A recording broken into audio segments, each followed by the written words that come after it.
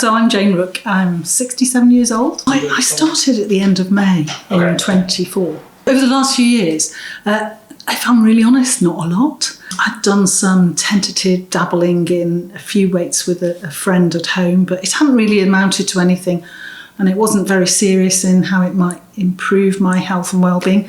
Walk the dog, but to be honest, I ended up being unfit because I hadn't invested in me and doing anything. So that's where I found myself. I think as you get older, you start thinking about what the future might bring and how to maintain your independence. I'd had my hair cut in Shrewsbury and I slightly tripped coming off a curb as I came out of there. I didn't fall over, but I thought to myself, gosh, I recovered after that, but what if I'm going to be one of these people that's on floor with fall? What am I going to do in the future if that happens to me? I have a partner at home, a husband of many years, but I think you just need to, it's like an insurance policy for your body. You do it for the house, but I wasn't certain I was looking after me. I think I'd got to the point where I thought improvement wasn't possible. I'm a novice, I've never been to a gym. Media shows gym bunnies and people doing gym kind of day in, day out, and my life wouldn't accommodate that. So I was quite pleased when I realised I could perhaps start to do something just a couple of times a week with some guidance, because I was a complete novice. I didn't know what I was doing because I'd never stepped foot inside one since I was 11 when it was wooden bars up the side of the gymnasium, So that was my idea, coupled with what social media tells you. And I kind of thought, are people going to be super fit and I'm going to just feel like a complete outsider, incapable, can't do it, didn't know what to do and totally lost. And what a waste of money that would have been. I had a full assessment when I started. I knew how bad things were for me. I knew that I hadn't got much muscle mass. I knew what my visceral fat levels were.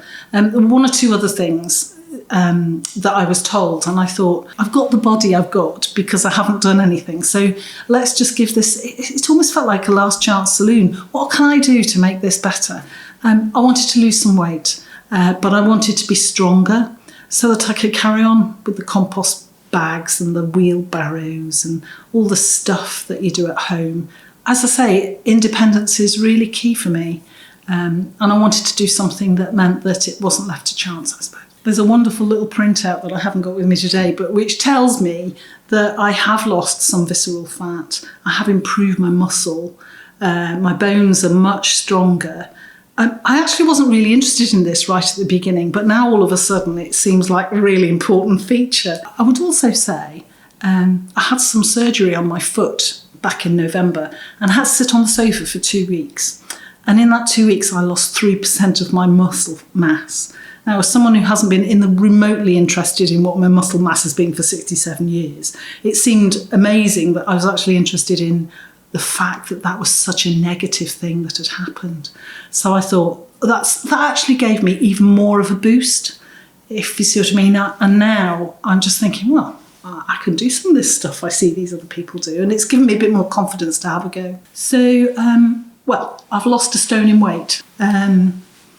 That's pretty impressive for me to have lost that and to have gained muscle. So I think that probably the calculations mean I must have lost a bit more than that, actually. So that body image is important. There's no getting away from it. I wanted to be more toned, more able to fit into things in a nicer way. I've definitely got larger upper arms than I had before. I'm not sure if that's a good thing or not. But I just feel a general sense of feeling better about myself and more confident. And that's kind of really priceless. I've got a science background and a health background. And I think your little machine out there gave me the evidence that I needed. Because lots of people can say, oh, you're tall, that's why you're heavy. Or, oh, you can carry heavy things. And you can kind of agree with them.